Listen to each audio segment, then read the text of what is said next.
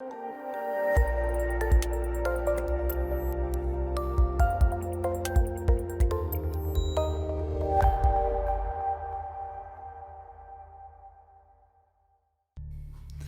in my last video, I shared an analogy, a perspective on consciousness or God or what's really happening in this place we call life.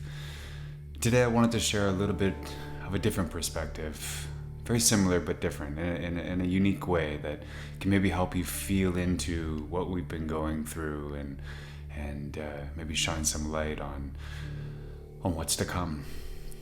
And so I've had this kind of description of us, consciousness, God, and we basically placed ourselves within a box to experience separation and duality. And in that experience inside the box, it perceivably felt dark from a specific level of awareness inside that box. And then one day, we, consciousness, or God, decided when that box lid would open. And as it opened, a light shone in the box, and many of us looked up with curiosity and began to expand or stand up, rise up into that light with curiosity. And as we did that, some of us then had the courage to take our foot and take one step outside of that box. And in that process, we are now, as we project our experiences, if you watch my other videos, we don't see with our eyes, we project the whole experience. And so in that sequence of standing one foot in the box and one foot out of the box, we are now projecting 3 different experiences, a 3D, a 4D, and a 5D per se. And the 4D, they say, is not really a place, it's more of a transition, which makes sense. But you're still experiencing those 3 different levels of awareness. And as we do that, we are projecting one of the experiences, maybe this 5th dimensional experience, if these are the words you want to use to describe it. And we are, feeling into something so different, so unfamiliar but familiar all at the same time, something so beautiful. And then at the same time, we're also projecting this 3D level of awareness of these old habits or this old energy. And we may go back with some old friends and have some drinks and do some things from the old energy, the old life that we used to live in. And as we do that, we start to feel this feels a lot different than the 5D projection that I was choosing. And so we may need to keep revisiting that to feel into that experience, that it just doesn't feel right. But why do we keep choosing that experience? Because it felt so familiar. And the ego has a hard time of letting go. And ego is just a level of awareness, right? It's clinging to the experience. It's gripping to all situations with that fear that it's not really in control. It's trying to control. That's really the job of the ego. And that's why we've been moving through thousands of years with this experience of feeling controlled. And I think that as we look back at, even as the peak of that control was COVID, really. And you can see that was the grip of the ego, of the you want to call them elites or all these names for just the level of awareness, for the energy that is. But that control that we felt, some of us, we broke free.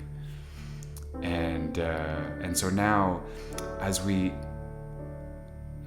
stand in that transition, some of us then have the courage to reach in and pull our other foot out of that box. And that can be scary as we cut these last few chords, per se, of the experience, of the illusion or the projection that we were attached to.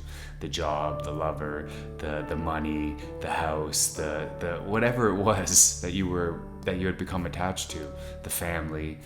Having that courage to pull that foot out, knowing what's truly happening here, isn't easy.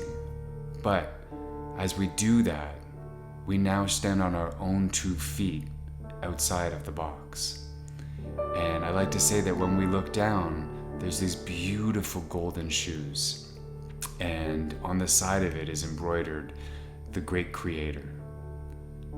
And you look around side to side and you're like, whose fucking shoes are those? Excuse the language, but it fits here. And you get a soft whisper in your ear that says, they're yours, silly. You made them. And put them on. They fit you perfectly. And in that moment, you pause and you close your eyes and you feel warm and you bend over and you put those shoes on. And it's from that space that you create the new world from within. You have the courage to look forward and to have a vision and speak that into existence. And it's from there that the collective that you've now severed the ties from, severed that energy that was, they now look at you as this beautiful pillar of light, this glowing light, this light with the halo on top of your head. And their curiosity now wonders what it is you're doing that you feel so good. And they want to hear your truth. And so they gravitate towards you and they anchor onto you now. And as we all gain this courage to do so, we create a new collective way of being. And that is the new earth that we hear about.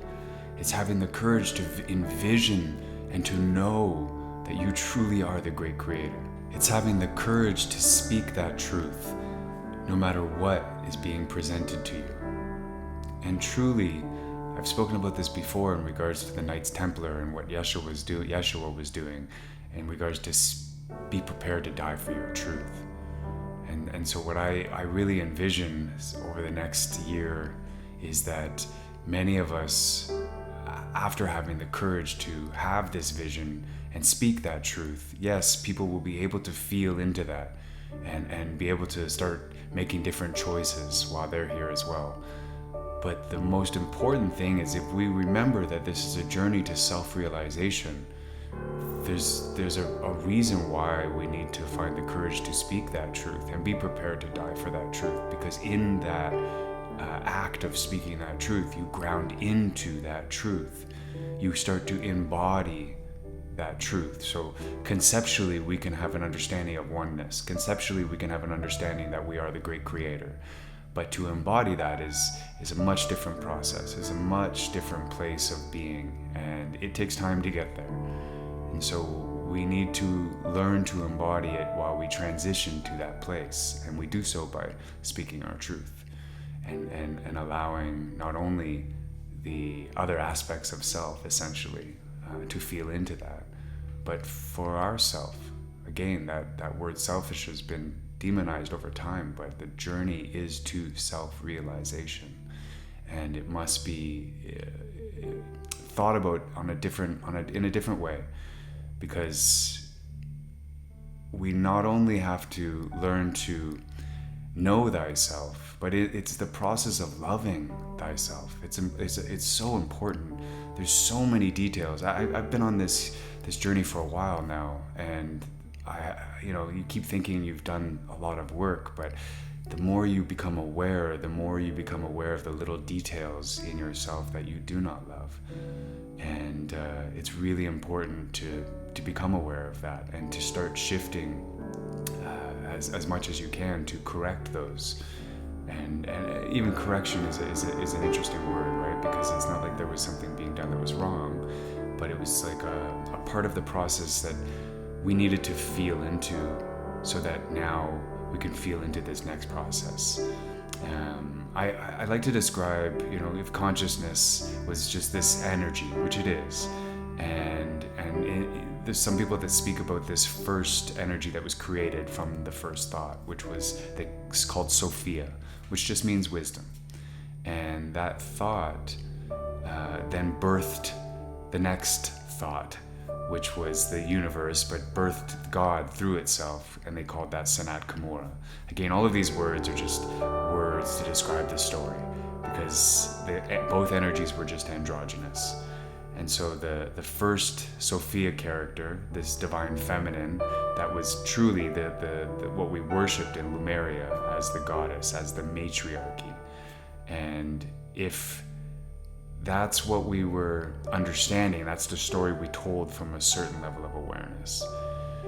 And then as we had the patriarchy after that, which was Sanat Kumara, this God, this male version of God that we worshipped, which is the box that we've been living in, this disconnected version of self, the ego self, all of these words just to kind of describe what we understand about the energy that we are, and what's really taking place at that period of time. So it's not like it wasn't true when we were describing it. That was our level of awareness.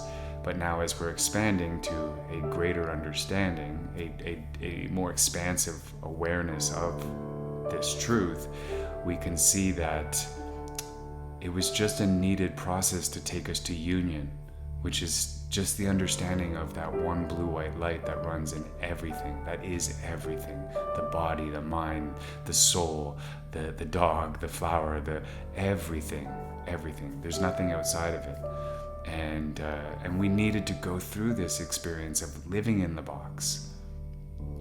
We needed to go through this version to taste the sour of it all, to feel in to the sweetness of union, right? So it's just a beautiful way to zoom out on the whole process. It's a beautiful way to zoom out on it, to really see it just as energy and a process of experience. And I don't need to look back at my life and see the trauma and retell all these horrible stories, and it's all they are, is stories. You know, everything that we've experienced, everything that consciousness has experienced is just a story, to feel into itself deeper. And the sooner we can get to that place, we can start to feel good about this place. We can start to feel good about the understanding we now have, the new perspectives, the love for self, the love for every aspect of what's projecting through you, seeing the light in everyone's eyes. It's so key. I mean, I know that some of the greatest healing that ever took place was truly seeing the other aspect of yourself as whole and as perfect, and sending them love. It doesn't need to be complicated. So again, I'm grateful for you showing up again. If I've triggered you, like I always say, so be it. Maybe it's what you needed, and I wouldn't even suggest maybe. You're here not by coincidence, right? Your higher self guided you here with this projection. And so it's sit back and ask yourself, why did you need to hear what I've said today? I'm grateful for you being here today, and I'm grateful that I could help in any way.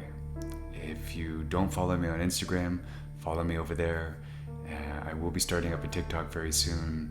It's a lot of social media stuff. I understand that, but I need to share my truth. I need to be prepared to die for my truth. Have a beautiful day.